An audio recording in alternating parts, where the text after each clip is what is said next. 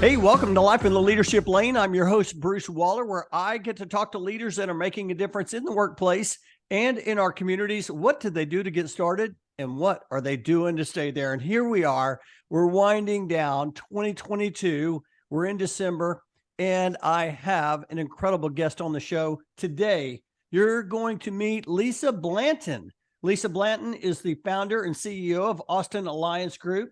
She's also the author of a book, Raising Father, co-written by her father, Nick Watry, and I'm so excited to get into that. And she's also serves Texas SHRM as the co-director of, 2023 Leadership Development. I'm so excited to have you on the show. How you doing, Lisa?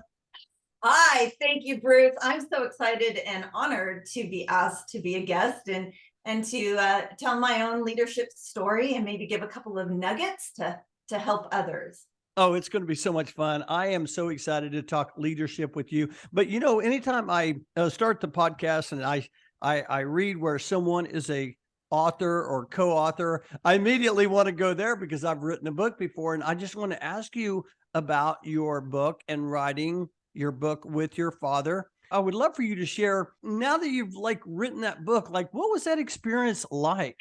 Well, it was eye-opening. For one, we co-wrote it together, and probably some ahas was, well, I didn't know my father didn't think I was actually his biological child. I learned that while we were writing the book together.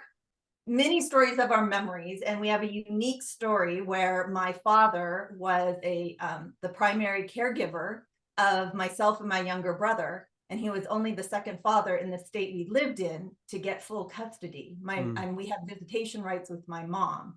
So as a single father in 1970, he raised us, and we have some unique stories of a little girl being raised by a man, and we have to put this experience in the book. This will help others with forgiveness, divorce, being a child of divorce, and then it ends up being an entrepreneurial book about leadership. And I read the book, and thank you for sharing that. The book is called Raising Father, and for those of you listening, I am holding the book up. I'm going to put a copy of that in the show notes if you want to check that out. But as I was thinking about the podcast today, the last line of the book basically said, "Raising Father is about hope," and I love what I love is how you wrote that together. And Yes. so I just wanted to mention that I admire you. I've admired you for a long time. We served together in Texas SHRM. I think that's how we've gotten to know each other. And of Yes. course, you also are a former president of Austin. Well, now it's Austin SHRM. You were president. I believe you went through the 2020 pandemic president. Was that right? Yes, Bruce. I was president starting in January of 2020. It was Austin SHRM, back then called ARMA. Yes. It was ARMA's 70th anniversary, and we were going to spend money on our members. We were very great stewards, and we still are, of our members' money, and so we were going to give back to our members through events, and you're going to hear a little bit about that. I love parties with a reason. So we were going to do volunteer work in our community and really give back to our members, the HR professionals here in Central Texas.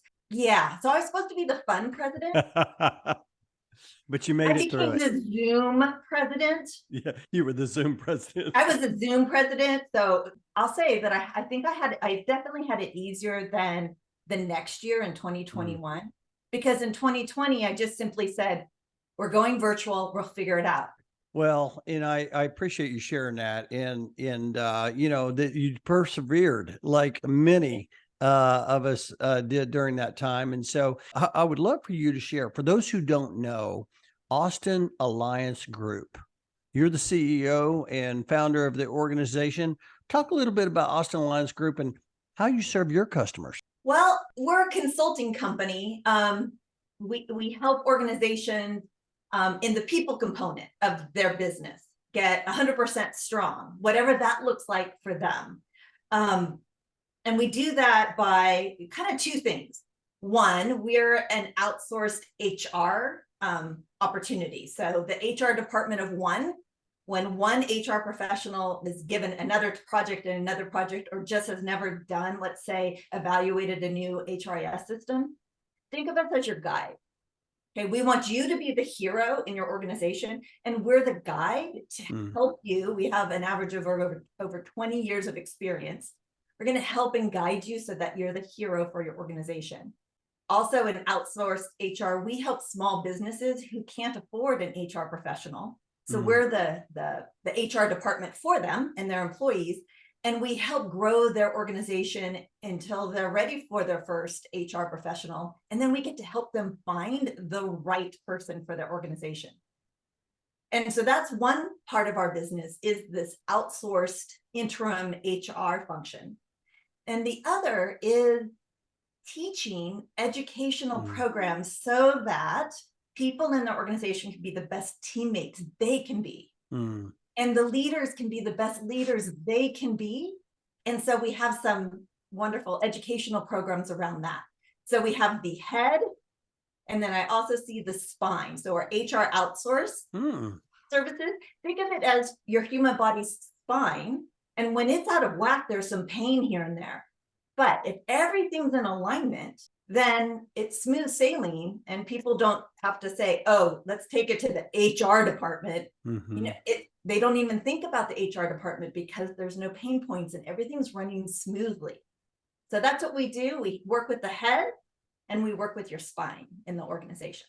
I love that. And how you, like, all of a sudden now I'm like, okay, I can relate with that. Like, if there's no pain, you know, nobody really thinks about it. We have all these things that we're trying to accomplish, but all of a sudden we have pain, and it's like, oh, who do I go call? And that's one of the things I love about serving Texas SHRM, is getting to meet so many different people. So when people say, hey, I'm having some pain here, I know who to go to. Yeah. And if we can't help, and I say we, right now we have 6 full-time employees and another 15 subject matter experts that are solo entrepreneurs, and they're experts in executive coaching to IT CEOs, recruiting, or compensation. So that's what I love, is I'm building a group, my own company that will someday be owned by the employees. I know that someday is actually very specific. We have our own succession plan and very clear about that. But yeah, we're building a company that is composed of wickedly smart HR and business consultants who they will own shares of this consulting company. I love hearing someone say, this is what I love to do, because that means they found their lane. You're definitely in your lane, Lisa. Hey, I would love for, and I've known you for a few years, but there's probably some things I don't know about you. And I would love for you to share the Lisa Blanton story. Like, where did you grow up and how in the world did you get into HR and leadership? Let's see. I have an entrepreneur story. So I'm the daughter of a daughter and a granddaughter of an entrepreneur. My grandfather was the small town Merced, California. He was the local jeweler. And before credit cards came around, he extended credit to the farmers in the Central Valley of California. Skip forward in 1975, my father started his own business, an engineering business, out of our living room with a drafting table. And I was 10 years old then. So I got to see my father and my grandfather talk about being entrepreneurs. I grew up, born in LA, in California. My father got transferred to Hawaii. So I got to live in Hawaii from 3 years old through 2nd grade, walking to school barefoot. And that is where my father and my story come together, of him getting custody of these 2 small children. I was 5 and my brother was 3. And so he's like the first leader, my first mentor. He led a construction company that helped build the buildings, the high-rise hotels in Waikiki. And so he would come home and talk about the stories of the contractors would come with their slippers on, Bruce, and slippers meaning flip-flops in Hawaii. And you can't go on a construction site wearing flip-flops. So he then went and bought different size construction boots and kept them in his trunk, so that when the new employees come in and they're like, no, we just, pour our concrete out on the, we could do flip-flops. And he's like, no, there's OSHA. And he would have them borrow these construction boots until they got their first paycheck. So that's growing up in Hawaii with a single father in 1970. And then every other weekend, I would be visiting my mother, and my mother lived in a commune. 1970s in Oahu, living this really interesting life. And it formulated such a foundation for me, Bruce, of accept people where they are and love them. And I got it from both my parents. My mom ended up being a teacher and an entrepreneur herself. My grandmother, I just remembered this too, my grandmother, my mom's mom, she retired. She was in banking in San Francisco. She retired and then opened a shop in Waikiki and crocheted those string bikinis of the 1970s.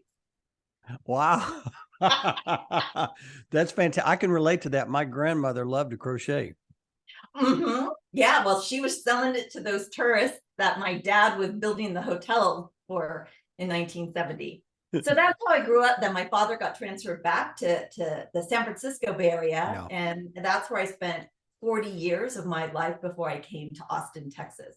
Yeah, and you didn't really focus really on HR early on, though. You were like a chief financial officer for the most part. Is that correct? No, I actually started in HR, then went to finance, and then found my way back. Okay. So I went to school in Fresno, California, and I did not find HR or finance. See, what I really love to do is to have fun with a purpose. So I found this major called Recreation Administration for profit. So I went to school. Basically, I got a minor in business, focusing on everything recreational businesses. Bottom line, I wanted to go work for Disney in cast or marketing or something, but I really, really wanted to go work for Disney down in LA. So in that major, I had to have some internship hours. And in Fresno, there was a water park. It was owned by a husband and wife. And I went and worked there in sales in the summer. And I had an opportunity to go work for Disney, but they said in Tokyo. All right, I was 22 years old. I'd never had a passport. Tokyo Disneyland had just opened, I think in 83, and this is 1987. I'm like, oh no, I'm not worthy. I can't do that. So instead, this is my first HR job. Instead, I went to those two entrepreneurs and I said, hey, I have a whole semester, and I'm not going to Tokyo, but I have a semester that I need to internship with someone. Can I internship with your organization from January to May? And they said, Lisa, we're closed. We're a water park in the wintertime. We close it, we hire 450 employees for the summer, at spring and summer, and then we close to maybe 20 of us at the most. I'm like, well, let me do an organizational assessment. This is what I learned in school. So there's a way to do an organizational assessment, and then I'll give you a report at the end that includes some risks and some things that I saw going really well. So I green light some things, yellow light some things, and there might be some red. And then anything that's highlighted in red, which means high risk, I'll create a business plan for you to implement. And they went, all right, how much is this going to cost? I'm like, it's free as long as you sign off that I get my 12 units and I can graduate in May of 1987. And they're like, sign us up. So Bruce, I've been continuing to do that for the rest of my career. Wow. I went in, did an organizational assessment, typed up, literally typewriter, typed up the report, turned it over to them in a 3-ring binder. And one of the things that I recommended was that they create a personnel department. They didn't have one. They went from 20 full-time employees to 450 employees, and then back to 20. And they didn't have a one station, one central located place to hire, make sure people have certifications like lifeguarding or their training to go through that, onboarding, the time clock. Let's just say they punched in and out in the lunchroom without any controls. So that was analysis that I did. So I created a business plan for their first personnel department that would have an HR director, and I had a job description, and then there were 7 employees, and it was manned 7 days a week, blah, blah, blah. And I'm like, okay, I'm going to go back and live at home while I apply for Disney. Little did I know that 24-year-old me was offered that HR director job. That is amazing. And so they end up being my first entrepreneurial firm that I did the assessment. I heard what they needed. I started something. I built it. And then I built it so that they can continue to do that. And I went to my next entrepreneur. And I did that same thing and continue. So I've helped now 8 entrepreneurs in my career get what they want from their business. I love that. If you are listening right now, you need to take out a pen and your journal, make some notes here. You're going to get some gems here. I love everything about that. I'm sitting there thinking, when I was 24 years old, I had no idea, like, how did you figure that? That's incredible. Let me ask you this. Here you are today, right? You're running your own organization. You have tremendous success. But that you didn't start there. I mean, you started where you were back just with that story. Talk a little bit about when was that moment that you found your purpose, like you found your lane, that you said, you know what, this is what I want to do the rest of my life. The second entrepreneur is my father. So that's part of the book is that I went to go help my dad, who had 12 employees at the time. And he said, hey, can you do what you did for the water park for me? Like build a structure around running the office and the people, and then you can go to Disneyland. I was there for 24 years, so I was part of his retirement plan. I then bought the shares, figured out how to buy the shares, and 4 of us bought the company from my father. Fast forward to 2011. So between when I start 1989 to 2011, I was like all about the company. Like my ego was there. Like my worth was built on the success of that company. I'd learned a lot of lessons there. We went through some great recessions. We went through inflation. We grew to 60 people and then had to lay off half of them in 2 months in 2008. It just hurt me, and actually I had to go on medical leave as I was having panic attacks in 2008. So I ended up going on a personal journey in 2011 where I sold my shares, which was like almost 25% of the company. And I walked away from a company that has my main name on it, Bruce.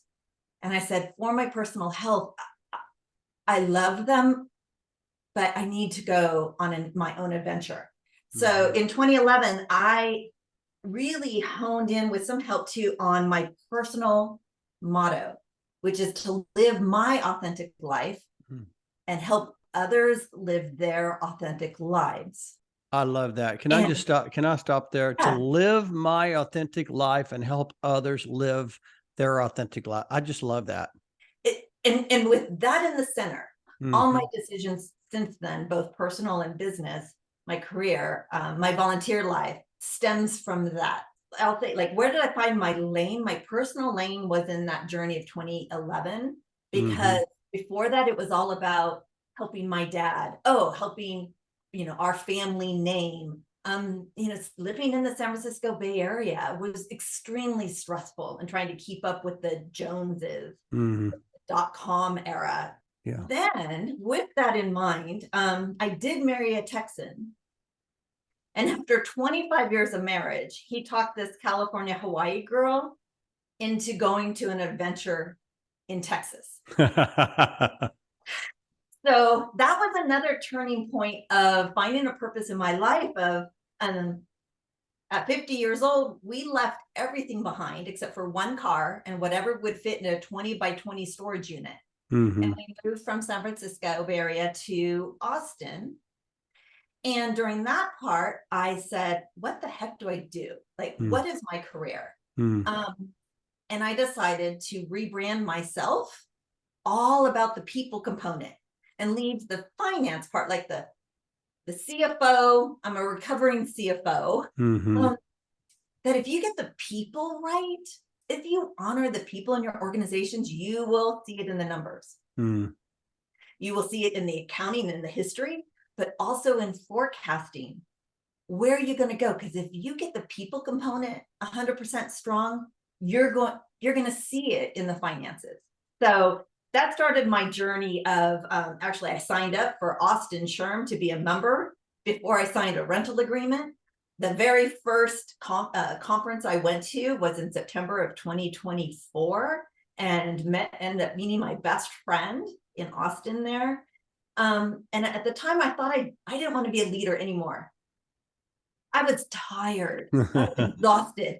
So I came to Austin with this concept of I'm going to be the best HR business partner that any HR director would love to have on their team. So I went out to seek an HR business partner position so that I can be the best HR generalist business partner that an HR director would love to have on their team. Yeah. And someone took a chance on me and did that. I love that. So it was one job and it lasted 100 days. But that was where I found my purpose, is about it, in 2024, coming to Austin and being all about HR, and then really defining that if you get the people component right, how can I help other organizations, more than one organization at a time, so that they can find the tricks and tools and courage to lean into the people of their organization. Yeah, I love that. I want to ask you about a mentorship, but before that, when you came to Austin, you said you reached out to Austin HR before you signed your lease. How did you know to reach out to them? Had you been part of a volunteer organization before? Well, I knew about it. Was already back then I was SPHR, so certified HR professional. Yeah. Through HRCI, which was affiliated-ish with SHRM. And there is a SHRM chapter in Northern California that I belong to, but I'll say I was a member, but I wasn't a volunteer. So I can say it on my resume. I get a discount at the annual conference. Right. But it was just it would take me 2 hours to get to San Francisco where all the events were and back. So I was a member of SHRM Northern California, but I was not an active volunteer. And when with intentional purpose, saying we had no friends, Bruce, like we had no friends, no family left in Texas.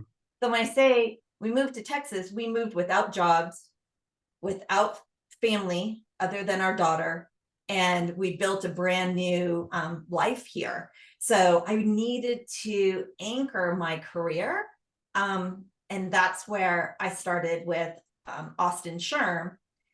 And that first week, or that first session that I went to in September of 2014, is when I learned that there's a board of directors and there's how can you become more active? Because Austin SHRM, there were 800 members. I didn't know they were that large, right? Yeah. And so how do you become from, a new person in town with no friends and no job to getting connected with your community? And that's where I leaned in. And I saw that they needed a treasurer on the board. So I raised my hand because well, I'm a recovering CFO, and I could do that job description and be a volunteer. And that was the first time that I met Roseanne Garza. Our Texas SHRM State Director. Yes. And she called me up with Wendy Chance and said, we have your application to be treasurer for 2015, 2016. Can you start now? That's fantastic. Yeah. So that started my volunteer. I love that. And yeah. Little did you know all this entrepreneurial growing up was going to lead you to where you are today. Hey, talk a little bit about some of your mentors, because I know you've had some great mentors along the way. You talked about a little bit about your father and grandfather. Talk a little bit about the people who have helped you get to where you are today, and what was it about them that helped you? My husband. So he's been there having a front row seat since my water park days. And he has been such a foundation for me to be brave.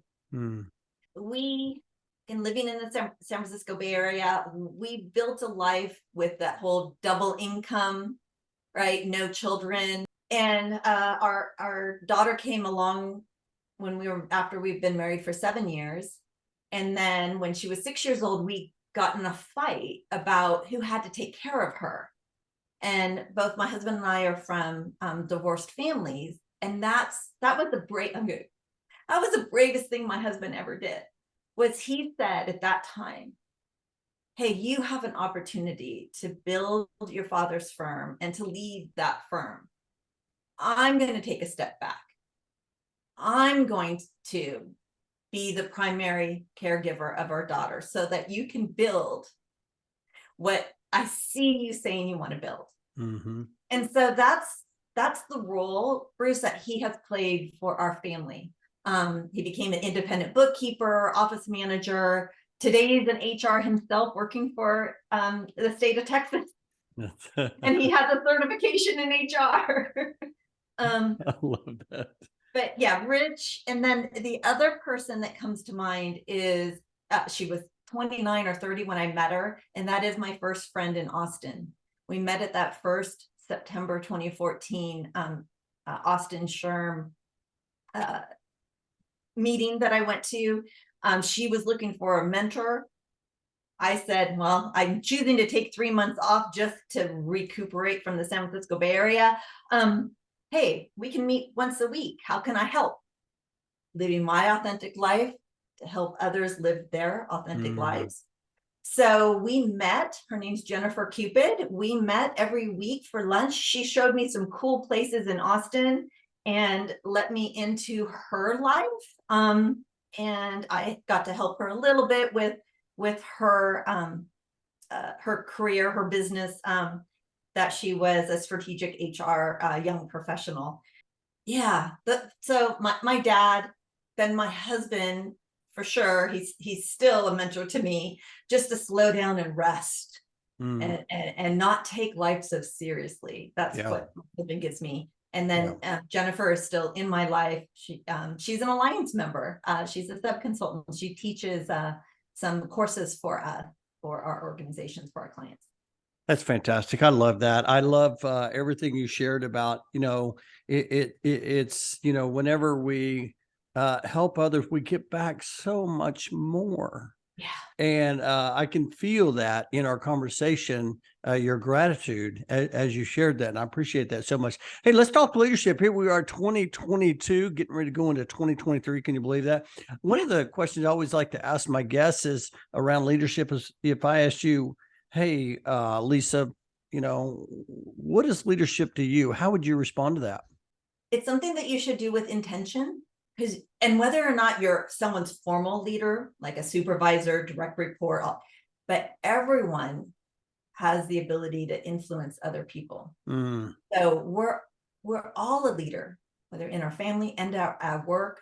So to be intentional with your words, your behavior, because you do make an impact on other people's lives, for the good or bad. Mhm. So that's what it means to be a leader for me is, gosh, recognize. And this is what we teach. I do some one-to-one coaching with some executives that you need to be open and vulnerable and raise your hand when you say, hey, I don't know, I need your help.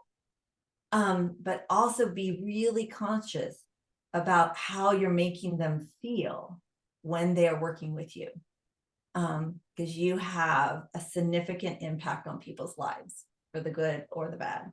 Yeah, I love that. I had recently had a guest on the show, Shauna Anderson. She talked about that as well. And by the way, you were talking about Austin HR. You know, Brian Hayes was just on the show just a couple of weeks ago. Former president also of Austin SHRM as well. Hey, you know, you've talked a little bit about your motto.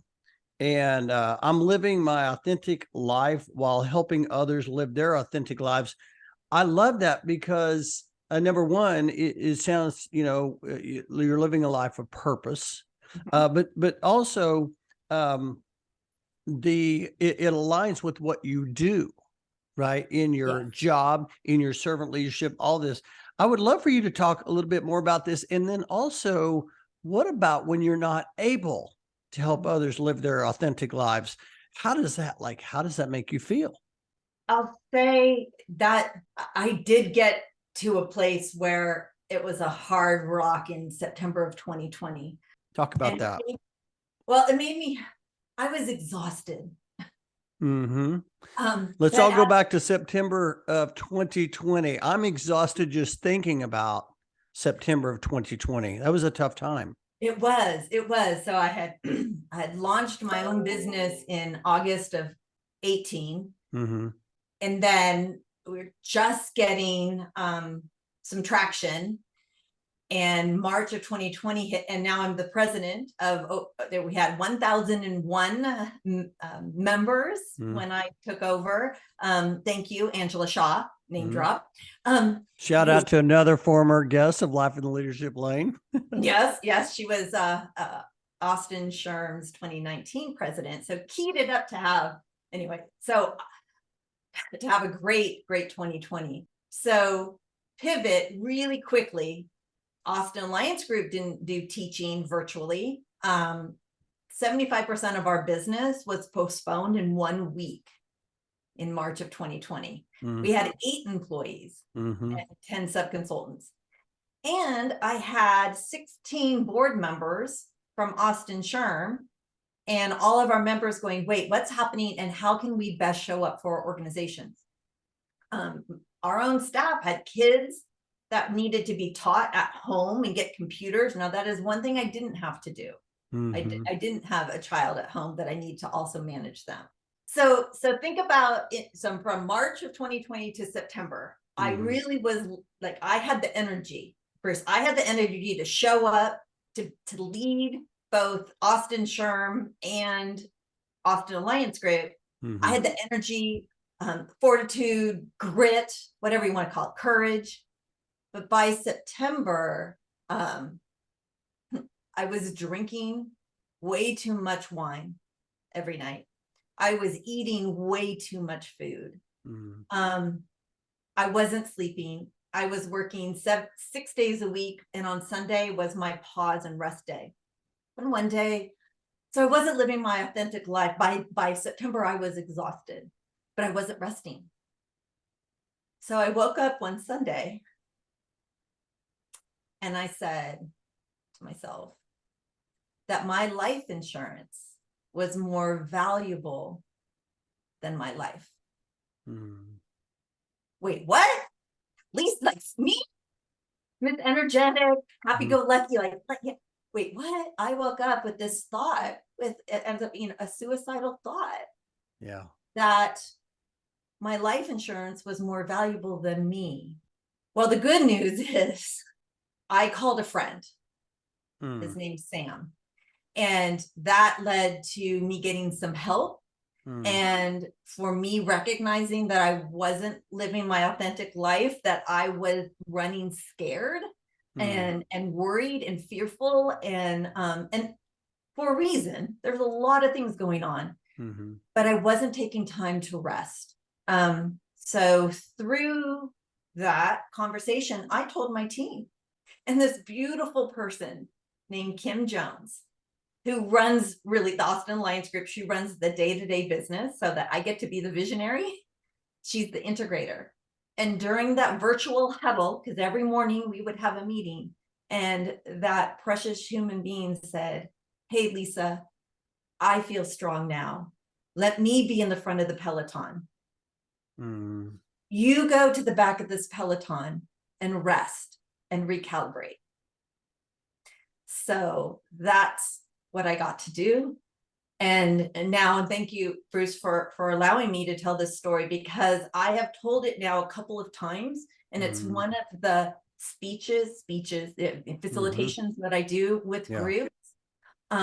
Work-life balance for the emerging professional, where I know by telling my story that others who have felt depression, anxiety, scared, and be all by themselves, they went and called a friend. And even I know a story where a husband heard my story. He went home and threw a life preserver for his wife. And later he got to tell me the story of how she recovered, and he's so grateful for hearing my story. Yeah, sometimes your authentic life, it's not perfect, and you get out of balance. And the best thing you can have is, because you are all living authentically, there are people that will throw you that life preserver. I love that. Now I feel strong and ready to go. I'm so grateful for you sharing that, because I know there's somebody listening right now that needed that message that's out there that's saying, I'm not sure what I need to do. And your message is call a friend. I like that is so powerful, Lisa. You just don't even know. But I want to touch on something that you mentioned that I think a lot of people should let's just stop here and pause on the word followership, because you said you were on the call and your team said, "Hey, let me go to the front, you go to the back." And I've read lately some posts around great leaderships. Great leaders are great followers. And so as you tell this story, I'm like, hey, that's why she's such a great leader, because she knows that when she needs to follow, she will follow. Talk about that. Well, I hadn't thought about that. I guess so. A lot of times, right? I especially with what my vision is for the Austin Alliance Group. What it's not is build a company all around Lisa Blanton, and then when 10 years from now, I look around, go, who wants to buy my business? Like, that's not what I want to build. I have a strong need for collaboration. So I can't be the first voice in the room. I know that, and that's part of our teachings as well for leadership training. Be curious, ask more questions than what you make statements. And I'm telling you, I'm not perfect. I got a little technique that when you see me in person, if I'm sitting on my hands, you know that you're listening. I'm listening. I bit my tongue. Like, Lisa, you have 2 ears and 1 mouth for a purpose. Love that. Love that. Yeah. No, it's fantastic. Oh my gosh. That is so good. I was also reading, I was reading on LinkedIn that you're passionate about guiding leaders. I've known that just from being around you, but also driving for high achieving results. Like, everybody wants results, but high achieving results. And you do that through strategy, integration, and people relationships. I would love for you to talk a little bit about this. I've met with, I've met with your team before. I know a little bit about what you do, but you just seem to have this gift to be able to deliver that for people. Talk a little bit about how you do that. With my history of being what now I understand to be an integrator. So that's a label, a role in from this book Traction from Gina Wickman. Okay. The Entrepreneurial Operating System, so EOS, and went, oh, this is what I do for a living. I've been the integrator to the visionary. Okay. Think of it as the conductor of the band. Okay. Sometimes I had a 7th grade jazz band. Oh, they didn't play music very well. Hmm. I helped them grow on the best that they could be. And sometimes I had a beautiful orchestra and I just needed to fine tune them. So after I read that book, Traction, and understood what an integrator role is, so it didn't mean CFO, it doesn't matter, the title didn't matter. Sometimes I was a CFO, sometimes I was a COO, sometimes I was the chief HR officer. But in all my roles, I was this integrator. So I could listen to what the visionary wants, like what are the results that they're seeking? What's their end game? And then, but they don't know how to get there. And so I would have Lisa's bag of tricks and I would bring it to my next entrepreneur, build what, contraption they needed so that they get their ultimate dream and their ultimate results. Now, since I started my own business, we can help more than one organization at a time. And we do that with some proven tools. I love personality assessments. Okay. I love talking about them. Yep. And it's not a test, right? It's a seek to understand yourself and then to understand others. Yeah. And then with empathy, emotional intelligence, helping you be the best team member, right? And the best leader that you can be. So we have personality assessments, and I believe 100% I've done them all since I was 13 years old. Again, I'm the daughter of an entrepreneur. I got the flavor of the month book, the flavor of the month personality assessments. I've taken them. But DISC by John P. Wiley and Sons were a partner. Yep. Also, Patrick Lencioni, been trained in his work with the 5 behaviors of a cohesive team. And then finally, EOS. So I did go into the EOS Worldwide Network and was taught and trained on how to be an implementer of EOS. At this moment in time, I am not a professional certification, so I want to put that disclaimer. Right. But man, I love all their tools, and I can connect entrepreneurs to a couple of implementers that I believe in. So that's what we do. I have this strategic background, HR, finance, operations, but I don't want to be that for an organization anymore. I want to be, and our team wants to be, the guide so that the heroes are in the organization. And so that's who's attracted to coming and being with the Austin Alliance Group as employees. And some consultants we're not interested in being the heroes anymore. We want to be your guide so that the heroes are in the organization. Yeah, I love that. And it almost goes along with what I was talking about earlier. You don't want to be the leader, right? You want to fall in behind. You almost want to be the follower. You're like, we're going to guide you along the way.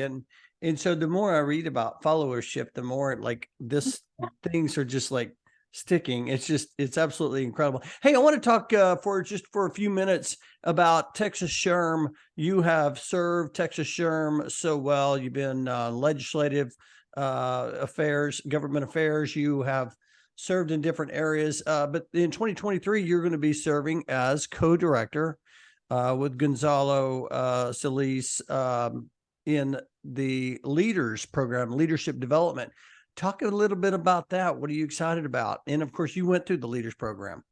I did. I raised my hand. I volunteered, helping others live their authentic life, to be a mentor to those that went through the program. So the program is focused on the leaders in our Texas SHRM state. There's 32 SHRM chapters here in Texas, and Texas SHRM supports those chapters.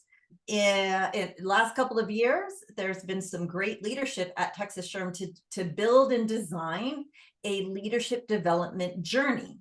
The last year, or this year, 2022, was our first year, and Bruce, you were the director of that first year to get it started.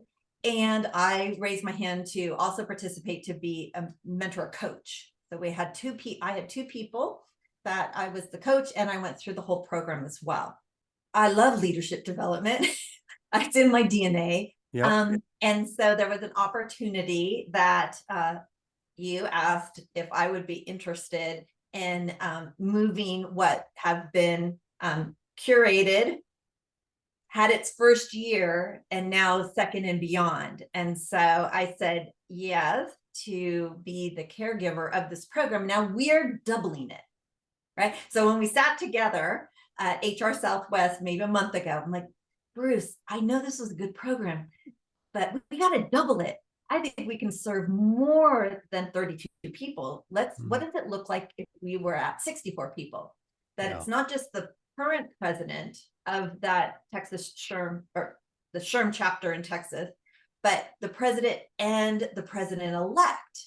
Let's get and help someone in their leadership of their chapter, the leadership of the organization that's their paid gig, and also their personal leadership development. And so that's what this program does, leaders. And we get to double it. I love that. I love that because that's just thinking next level. Like, you know what? Here's where we're at. Where can we go? And you're so good at that. And I'm so excited for you and Gonzalo to see where that program goes. I love all that. Hey, I told you the time was going to fly. As we had our conversation. Hey, I want to ask you this one question before we shift to It's Time to Accelerate. I always like to ask my guests if they've ever been given any advice early in the career, mid-career, late career. It's just so good that you just find yourself sharing it with others. Be curious, then be courageous, bold. And if you do that, you'll belong. So that that actually became my motto.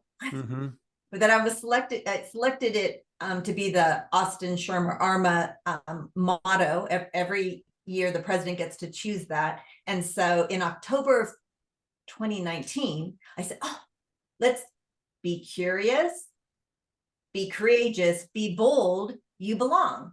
I love that. Little did I know that there would be a little thing called the COVID-19 pandemic.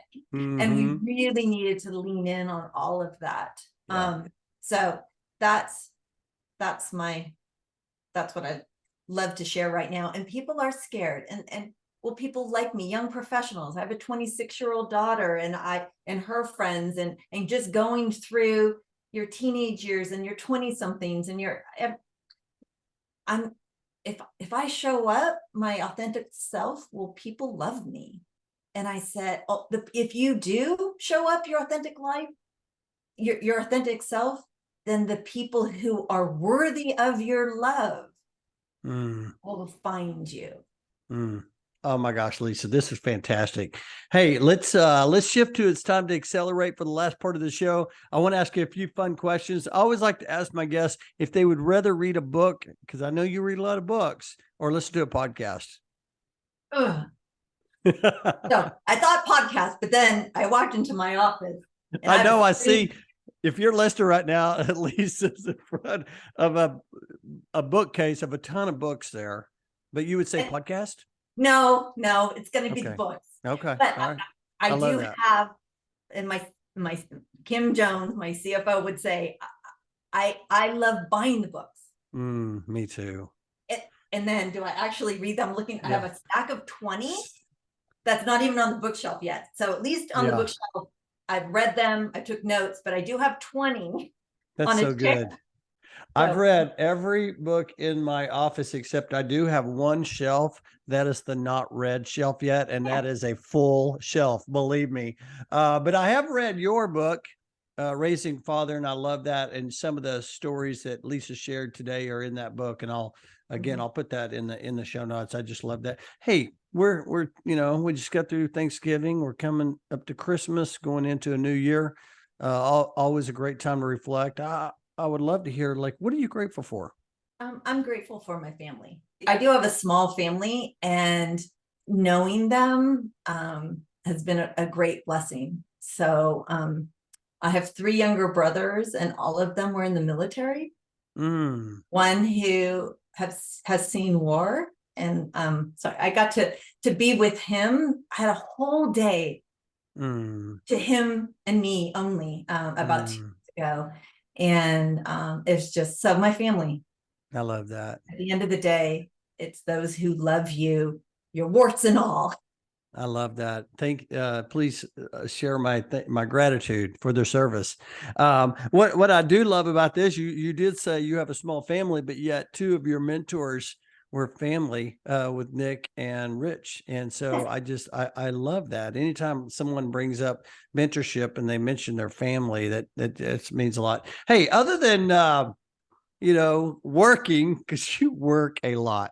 I just know you do. You're an entrepreneur. You're a CEO. You are leading teams, you're following teams. Other than work, what energizes you outside of work? Okay, energize is working out. Okay. So I go to Camp Gladiator. Shout out to Sage. Was there this morning. Yeah. I used to teach boot camp 3 times a week with weights and disco music. Sunday I ran 4 miles with my little dog. So I know how to tap dance. I love tap dancing. Bought my own portable board. Again, that journey of I was so depressed and scared by September of 2020. Reached out to a friend, did some work on myself, and found, like my counselor said, well, what brings you joy? Or what did bring you joy? When you think, I learned how to tap dance as an adult. I love that. And you cannot tap dance and worry at the same time. You just like I had not thought about that. Tap dancing. Your brain says shuffle step, and you can't go, how do we make payroll at the same time? So I got a portable tap floor in the end of 2020 and started tap dancing in my garage. All right. So that's what we're gonna all want to see video on that, Lisa. You're tap dancing. That's fantastic. Well, there is. Kara Kelly got me. I'm a speaker, so I spoke at Austin SHRM-SCP 2021. First time we're coming back in person, and I brought my tap shoes. So it is one of the thing that work-life balance for emerging professionals. I put on Elton John's "We're Still Standing After All This Time," and I have my portable tap floor and my tap shoes. So it is part of my gift. I think there's some listeners right now that are smiling right now, just going, that just feels good. I love that. Hey, final question. The 10 years older Lisa's knocking at your front door, and you're going to go answer that door. What's she going to tell you today? Keep doing what you're doing. Keep on trucking. And don't forget to rest and re-energize, because they need you to be strong. That's a wise 10 years older Lisa Blanton. I am so grateful for you coming on the show today and sharing your story and sharing your perspective on leadership and your wisdom. Hey, for somebody who heard something you said today, they're like, you know what, I have a question for Lisa, or I want to connect with her. I want to follow her. What's the best way for someone to connect? Sure. Well, I love LinkedIn. So my LinkedIn name, I think, is simply Lisa Blanton. Austin Alliance Group is our company's name. So you can find a website there. And my email is lisa.blanton@go2aag.com.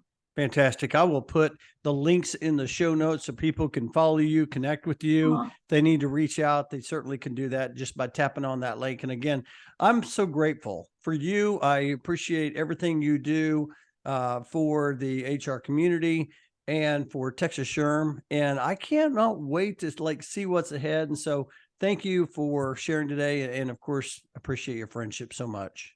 Well, back at you, Bruce. Thank you. You're welcome. I cannot wait to share it. And Merry Christmas. I'll talk to you later.